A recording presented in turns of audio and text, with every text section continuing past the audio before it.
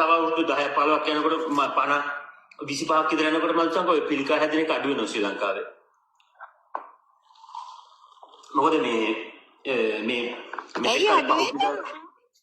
පහුගිය දවස්වල හිටපු රජයවල වල මිනිස්සු ඇවිල්ලා සෙලිනා කන බොන දෙයට පවා හැම එකටම වස දාලා හැම එකටම දැන් ඔයාලා අපි උදාහරණයකට ගත්තොත් එහෙම ඇවිල්ලා ඇන්කර් ගත්තොත් එහෙම ඇවිල්ලා ඇන්කර් එකේ 125ක් විතර තමයි උදාහරණයකට 125ක් විතර තමයි මිල්ක් තියෙන්නේ ඇවිල්ලා කිරි තියෙන්නේ ඇවිල්ලා.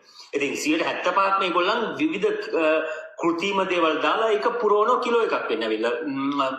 අයික අනිත් කොටස වෙන්නේ ඔයාලගේ 3-5 ගත්තා ඊට පස්සේ රසකාරක ගත්තාත් ඇවිල්ලා ඔයාලගේ පොල් තෙල් ගත්තාත් මිනිස්සුන්ගේ නිරෝගීකමට වැඩ කරේ නෑ ඇවිල්ලා. ඉස්සරහට නීතිය තද වෙන්න ඉස්සර කරපු දේවල් කරන්න හම්බෙන්නේ නෑ මිනිස්සුන්ට ඇවිල්ලා. ඒක නිසා මිනිස්සුන් ලෙඩ වෙන ප්‍රමාණය ඉස්සරහට අඩු වෙන්න තියෙන ප්‍රවණතාවය වැඩි ඇවිල්ලා. තේරුණාද?